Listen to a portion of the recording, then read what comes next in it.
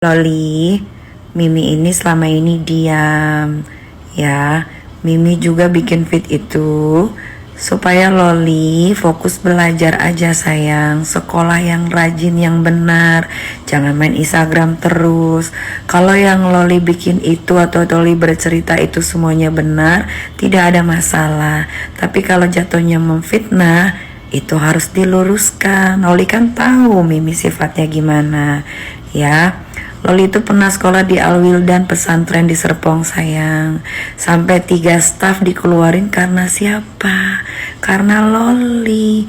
Bahkan Mimi sampai meminta bantuan sama Ibu Fitri, Ibu Amel untuk menemani Mimi ke sekolah saking Mimi malunya sayang, ya.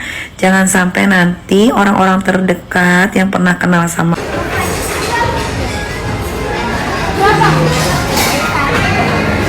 Jadi kita mau breakfast dulu di hotel. Daripada pusing mikirin gua, mendingan kita makan. Pusing mikirin gua ya.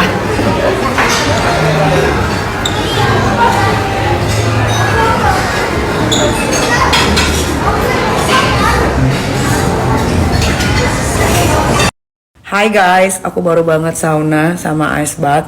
Seger banget otak dan pikiran, terus badan yang tadinya rentek-rentek udah kembali lagi seperti normal. Nah, aku mau sedikit ngebahas soal buah nggak jatuh dari pohonnya. Buat saya itu pepatah yang kurang masuk di akal saya. Karena saya punya seorang teman, ya. Kenapa saya bilang itu teman? Karena dulu saya punya program namanya Nikita Open BO di Opera Entertainment punyanya Dr. Oki Pratama. Di situ ada seorang pelacur yang saya pikir kok dia baik sekali ya. Terus dia minta nomor telepon saya, katanya dia mau curhat. Akhirnya saya kasih. Sebulan kemudian saya lupa atau sebulan setengah dia menelpon saya. Tapi dia WhatsApp dulu, Kak Niki, Assalamualaikum, lagi sibuk nggak? Lalu saya jawab, kenapa Neng? Lagi enggak. Boleh nggak Kak aku cerita sedikit? Boleh.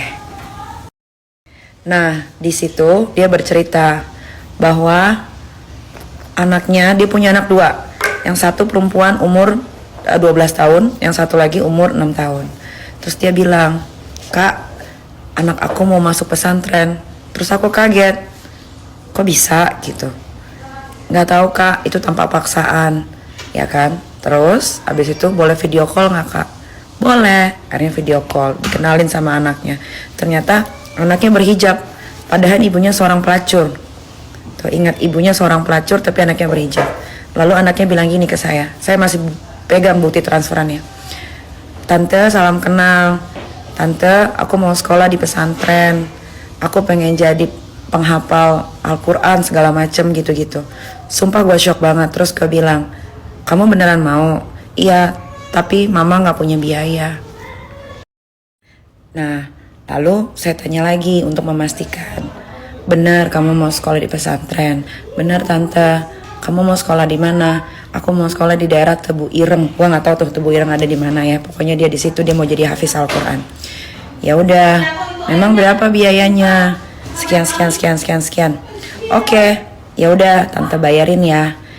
Nah, jadi dari yang story gue bilang ini adalah nggak semua buah jatuh nggak jauh dari pohonnya. Buktinya anak pelacur aja nggak mau tuh anaknya jadi pelacur, ya kan? Dan untungnya gue punya rezeki. Jadi anak itu sampai detik ini sekolahnya saya yang biayain. Jadi kalian harus paham ya netizen, gak usah lagi bilang anak buah nggak jauh jatuh dari pohonnya. Itu salah. Dan sampai detik ini saya masih berkomunikasi dengan baik sama anak tersebut dan sama ibunya. Dan yang bikin saya bahagia itu adalah ibunya sekarang profesinya sudah tidak jadi pelacur lagi, tapi dia kerja di salah satu yang kalian suka beli kayak apa ya namanya ya? Ya pokoknya di salah satu, saya bisa sebut Alfamart, sebagai seorang kasir gitu. Tapi sampai sekarang setiap ada pembayaran atau apapun pasti saya yang bayarin, karena itu sudah menjadi tanggung jawab saya.